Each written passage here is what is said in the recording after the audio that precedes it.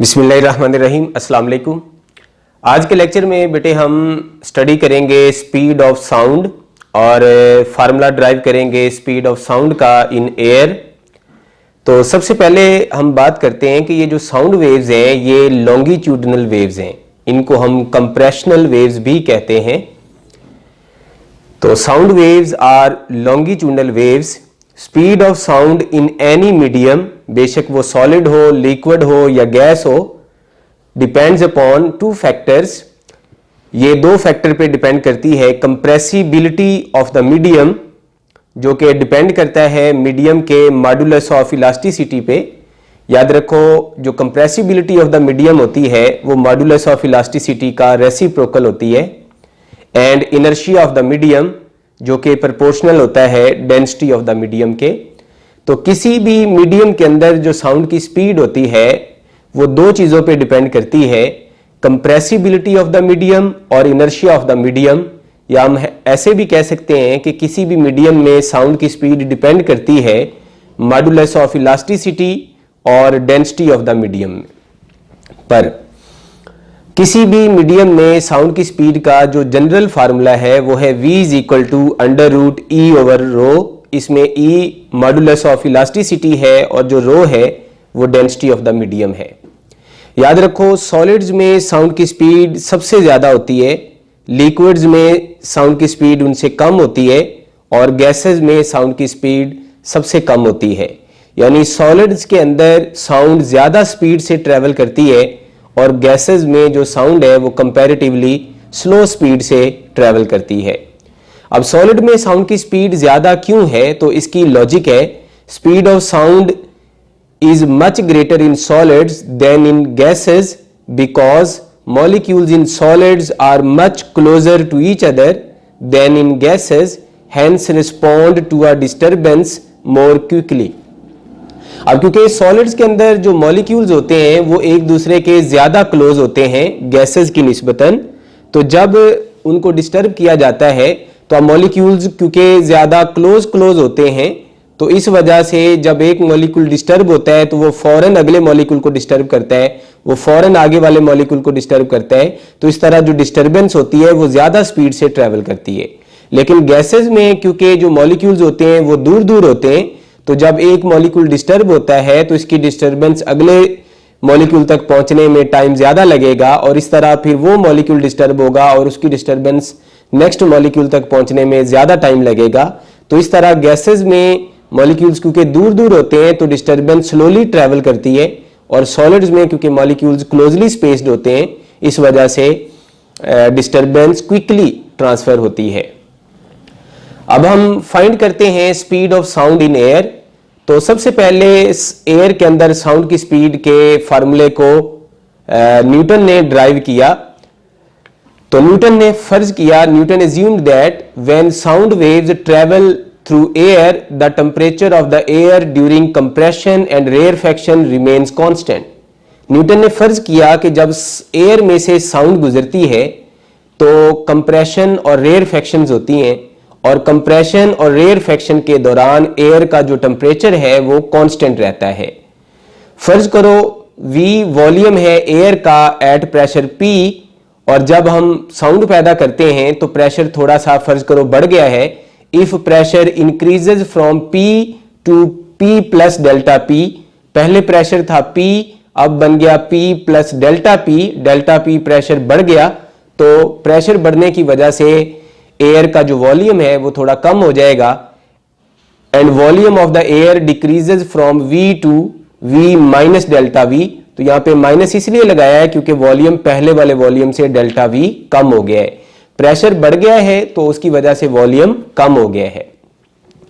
अब क्योंकि न्यूटन की अजम्पशन के मुताबिक जो टेम्परेचर है वो कांस्टेंट है, यानी आइसोथर्मल प्रोसेस है, तो इस पर हम बॉयल्स लॉ को अप्लाई कर सकते हैं। तो अकॉर्डिंग टू बॉयल्स लॉ हमने पढ़ा है P1 V1 बराबर होता है P2 V2। तो शुरू में प्रेशर था P और वॉल्यूम था V, तो ये बन गया PV, और बाद में प्रेशर है हमारे पास P प्लस डेल्टा P और वॉल्यूम है हमारे पास V माइनस डेल्टा V। तो ये बन गया P1 V1 और ये नया प्रेशर P2 और ये नया वॉल्यूम V2।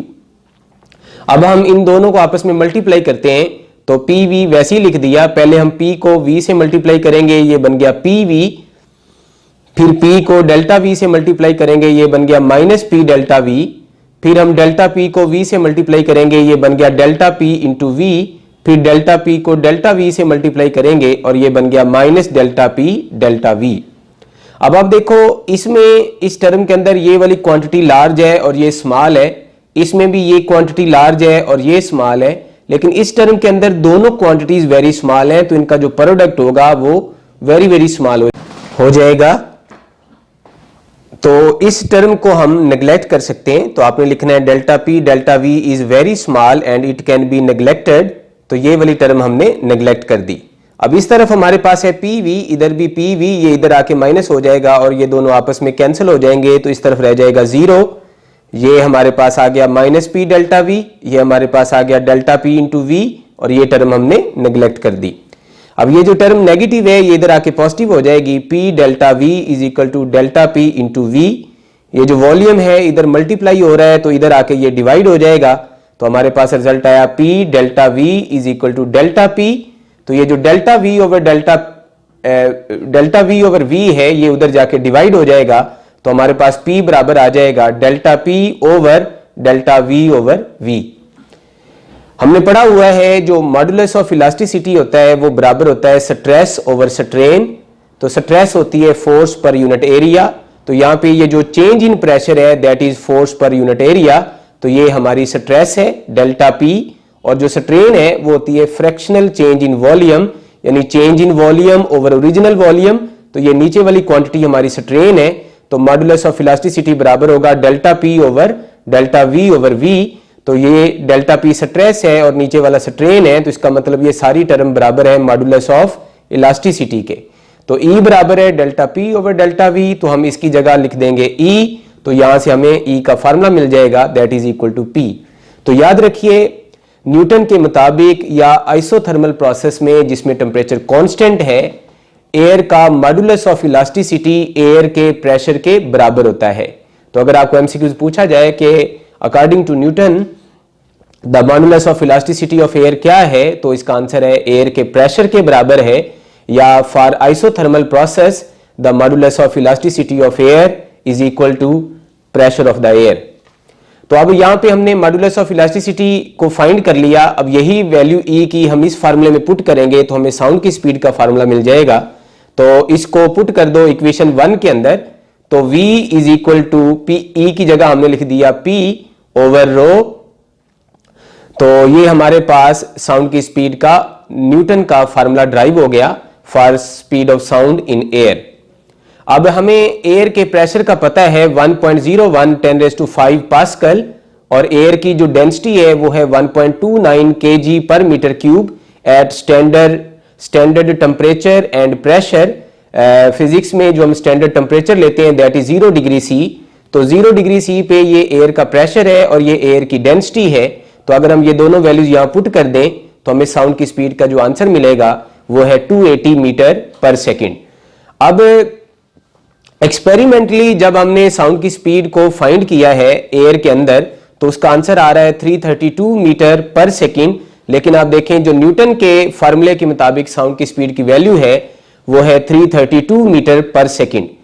तो अगर हम इनमें एरर कैलकुलेट करें तो न्यूटन के फार्मूले में तकरीबन 16% एरर आ रहा है। तो इसका मतलब न्यूटन ने कोई तो ऐसी गलती की है जिसकी वजह से जो न्यूटन की कैलकुलेटेड वैल्यू है वो एक्सपेरिमेंटल वैल्यू के साथ मैच नहीं कर रही।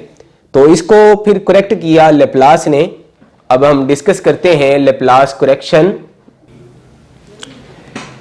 लेप्लास ने पॉइंट आउट किया कि जब कंप्रेशन और रेयरफैक्शन होती है, याद रखो कंप्रेशन होने से हीट पैदा होती है और रेयरफैक्शन होने से कूलिंग पैदा होती है।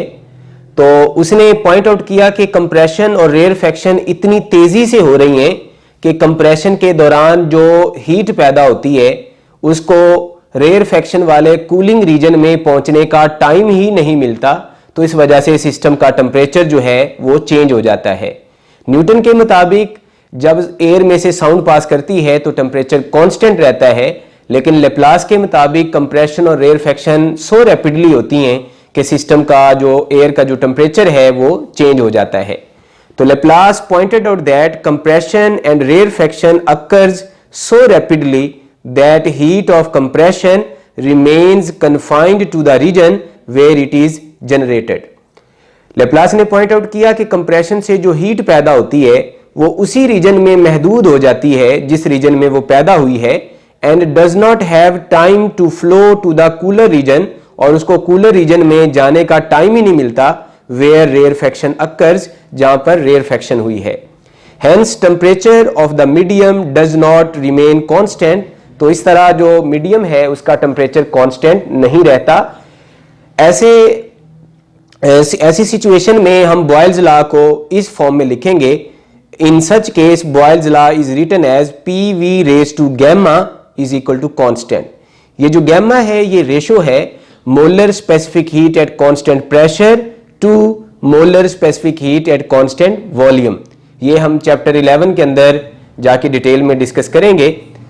तो अब हमारे पास जो बॉयल लॉ की फॉर्म है वो बनेगी P1 V1 की power gamma is equal to P2 V2 की पावर गैमा। तो पहले वाले फार्मूले में और इसमें ये डिफरेंस है कि वहां पे PV था, यहां पे V की पावर साथ में गैमा भी आ रही है, तो हम दोनों तरफ V की पावर गैमा भी लिखेंगे। इस फार्मूले से हम V को कॉमन लेते हैं, यहां पर V कॉमन लेंगे तो यहां पर 1 आ जाएगा। अब इसके साथ आप V मल्टीप्लाई भी कर दें और V पे डिवाइड भी कर दें तो जो V आपने मल्टीप्लाई किया है वो कॉमन आ जाएगा, तो जो डिवाइड वाला V है वो यहां रह जाएगा। अब क्योंकि इनकी पावर गैमा भी है तो जो V हम कॉमन लेंगे उसकी पावर भी गैमा आ जाएगी। तो इस तरह हमने V की पावर गैमा को इसमें से कॉमन ले लिया। अब V की पावर गैमा इधर भी है और इधर भी है तो ये आपस में कैंसल आउट हो जाएंगे, तो हमारे पास ये इक्वेशन आ जाएगी। अब ये वाली इक्वेशन आ जाएगी। अब हम इस पे बाइनोमियल सीरीज को अप्लाई करते हैं। याद रखो अगर 1 प्लस या माइनस में कोई क्वांटिटी लिखी हो और उसकी कोई पावर आ रही हो तो बाइनोमियल सीरीज के मुताबिक ये जो पावर है ये इस क्वांटिटी के साथ आके मल्टीप्लाई हो जाती है अप्रोक्सीमेटली। इसको हम इसके साथ लाके मल्टीप्लाई कर देंगे तो हमारे पास ये इक्वेशन बनेगी P is equal to P plus delta P। ये पावर इसके साथ मल्टीप्लाई हो गई तो ये बन गया 1 minus gamma delta V over V। अब हम ये दोनों को आपस में मल्टीप्लाई करते हैं तो P हमने वैसे लिख दिया, P को 1 से मल्टीप्लाई करेंगे तो P आ गया, P को माइनस गैमा डेल्टा V से V ओवर V से मल्टीप्लाई किया तो ये टर्म आ जाएगी delta P into 1 delta P इन दोनों का प्रोडक्ट आ जाएगा minus gamma delta P delta V over V। अब आप देखो इस टर्म के अंदर ये जो P है ये लार्ज वैल्यू है और ये स्मॉल वैल्यू है, और लेकिन इस टर्म के अंदर ये जो दोनों टर्म्स हैं ये दोनों ही वेरी स्मॉल है, तो ये वाली जो टर्म होगी वो इन दोनों की निस्बतन वेरी स्मॉल हो जाएगी और जो P है वो P के साथ कैंसिल हो जाएगा। तो अब हम इस टर्म को नेग्लेक्ट कर देंगे, तो gamma delta P delta V over V is very small and it can be neglected. तो ये टर्म हमने नेग्लेक्ट कर दी, P से कैंसिल हुआ तो इधर रह गया 0 minus gamma P delta V over V plus delta P और ये नेग्लेक्ट हो गई। अब ये जो नेगेटिव टर्म है ये इधर आके पॉजिटिव हो जाएगी, तो ये नेगेटिव इधर आके पॉजिटिव हो गया। Gamma P delta V over V is equal to delta P। ये जो डेल्टा V ओवर V है ये उधर जाके डिवाइड हो जाएगा, तो gamma P is equal to delta P over delta V over V। अब ये जो डेल्टा P है ये स्ट्रेस है और डेल्टा V ओवर V ये स्ट्रेन है, तो इसका मतलब ये बराबर हो गया स्ट्रेस ओवर स्ट्रेन यानी मॉडुलस ऑफ इलास्टिसिटी। तो इसका मतलब जो गैमा P है वो बराबर है मॉडुलस ऑफ इलास्टिसिटी। तो आपने देखा न्यूटन के मुताबिक एयर का मॉडुलस ऑफ इलास्टिसिटी एयर के प्रेशर के बराबर है P के, लेकिन लेप्लास के मुताबिक modulus of elasticity of air ये बराबर है गैमा P के बराबर। तो अब speed of sound in air is given as, तो हम E की जगह गैमा P लिख देंगे। तो हमारे पास फार्मूला था V is equal to under root E over rho, E की जगह लिख दिया गैमा P ओवर रो, तो ये हमारे पास अकॉर्डिंग टू लेप्लास साउंड की स्पीड का फार्मूला आ गया। अब एयर के लिए गैमा की वैल्यू होती है 1.4, तो अगर हम यहाँ पे गैमा की जगह 1.4 लिखें और जो एयर का प्रेशर है वो है 1.01 10⁵ और एयर की डेंसिटी 1.29, और अगर ये पुट करें तो साउंड की स्पीड का आंसर अप्रोक्सीमेटली 333 मीटर पर सेकेंड आ जाएगा। This value is very close to experimental value that is 332 metre पर सेकेंड। तो आपने देखा कि लेप्लास के मुताबिक जो हमने साउंड की स्पीड का फार्मूला ड्राइव किया है और वैल्यू फाइंड की है वो एक्सपेरिमेंटल वैल्यू के वेरी वेरी क्लोज है। तो इसका मतलब ये साउंड की स्पीड का फार्मूला करेक्ट है और ये साउंड की स्पीड की वैल्यू भी करेक्ट है। तो एयर के अंदर साउंड की स्पीड का जो एक्चुअल फार्मूला है वो ये है v is equal to under root gamma P over rho. याद रखो जो गैमा की वैल्यू है ये एटॉमिसिटी पे डिपेंड करती है। अगर हमारे पास मोनो एटॉमिक गैस हो तो गैमा की वैल्यू होती है 1.67 और अगर हमारे पास डाई एटॉमिक गैस हो तो गैमा की वैल्यू होती है 1.4 और अगर हमारे पास पॉली एटॉमिक गैस हो तो इसकी वैल्यू होती है 1.29। अब क्योंकि एयर तकरीबन डाई एटॉमिक गैस है, आपको पता है एयर के अंदर ऑक्सीजन और नाइट्रोजन गैस की कंसंट्रेशन वेरी हाई है, तो दोनों ही डाई एटॉमिक गैसेज हैं, तो हम एयर को भी तकरीबन डाई एटॉमिक कंसीडर कर रहे हैं और गैमा की वैल्यू हम यहाँ पे 1.4 पुट कर रहे हैं। Thank you so much. Allah Hafiz.